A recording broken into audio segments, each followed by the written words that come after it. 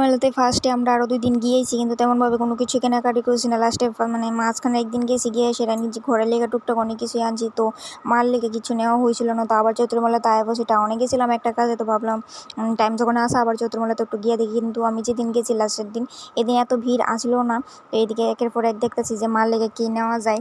আর আগের তুলনায় ভিড়টা কম। আর চিলড্রেন পার্কে হওয়াতে আমার কাছে মনে হয়েছে ভালো হয়েছে, কারণ আগে শকুন্তলাতে হতো এত খারাপ অবস্থা হইতো, যাওয়া যাইতো না। অনেকে হয়তো মাথা ঘুরেই ফিরে যেত, এমন পরিস্থিতি আছিল। অনেকের মানে টাকা চুরি হইতো, ব্যাগ চুরি হয়ে যেত, চুরি জিনিসটাও বেশি হইতো। তারপর সবাই তো আর কেনাকাটি করতে জানে না। অনেক ছেলে আছে, অনেক পুরুষ আসে মহিলারে টাচ করতে পছন্দ করে, ধাক্কা মারবো কী করে কী না। এই জিনিসটির থেকে এবার একদম ভালো হয়েছে চিলড্রেন পার্কে হওয়াতে। আর এদিকে আমি মাল্লিকা দিয়ে খেলাইতেছি কুল বালিশের ঢাকনা। তো এদিকে আমি দেখা সেটা পছন্দ হয়ে গেছে, এই কুল বালিশের ঢাকনাটা নিয়ে নিলাম। তো তারপর ও কইতেছে আখের রস খাইবো, কারণ আমরা ওই দিন নিরামিষ আসিল। তো এই কারণে আমরা অন্য কোনো কিছু খাওয়া দাওয়া করতাম না, কারণ আমাদের বাড়িতে যেন বানপাট ঠাকুর আছে, তো পূজা উপলক্ষে আমরা নিরামিষ খাই।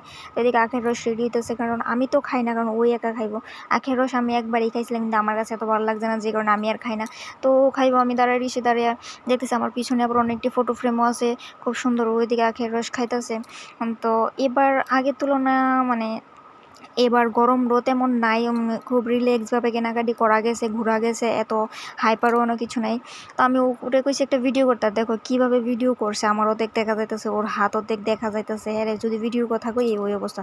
তো আমরা কেনাকাটি মোটামুটি শেষ। এবার আমরা বাইরে গেছি, কিন্তু ভিতরে এত ভিড় না থাকলো বাইরে এত পরিমাণে ভিড়, মানে কোয়ার মতো না। আর এই যে 2টা হেলমেটের কারণে আমার যেই বিরক্ত লাগে, আমি চুলও ভালো করে বাঁধতে পারি না, হেলমেট দিতে লাগে আর হাতে লইয়ে রাখতে লাগে, বিরক্ত লাগে। তো আমরা বাড়িতে আয়া পড়ছি, বাড়িতে আয়া বলতে আমার ভাসুরের বাড়িতে আইছি, কারণ আমার ভাসুরের মেয়ের আজকে জন্মদিন। হঠাৎ করে প্ল্যান হয়েছে, কারণ এমনি তো নিরামিষ কোনো কিছু করতো না, কিন্তু ও তো ছোটো, কান্নাকাটি করতেছে যে কেক কাটবো। কিছু ক্ষেত্রে তো বাচ্চারা মন রাখার লেগেও একটু মানে বার্থডে প্রিপারেশন করতে লাগে, ছোটো মোটো করে হইলেও। তো একটা কেক আনা হয়েছে, নিরামিষ কেকে আনা হয়েছে। তো আমরা আর খাইছি না।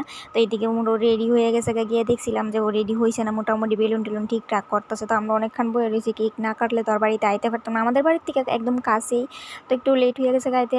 তো ওইদিকে ও খুব খুশি, দেখো বাতার মতো অনেক কান্নাকাটি করছে যে আমার বার্থডে করো। বাড়িতে বদি তারা না করছিল যে বার্থডে করতো না। তো যাই হোক, এদিকে কেক কাটিং চলতেছে, আর এদিকে ওর বোনের মেয়েও আছে, আমার নাতিনের সাথে বয়ে রয়েছে। কিন্তু বাজিটার কারণে হয়তো ওর চেহারাটা একটু বোঝা যাইতেছে না, কারণ আমি ভিডিওটা একটু দূর থেকেই করতেছি এই কারণে। তো এইদিকে কেক কাটা শেষ, এদিকে ওরে একজন খাওয়াই দিতেছে, আর এদিকে সবাই দেখো দাঁড়ায় রয়েছে।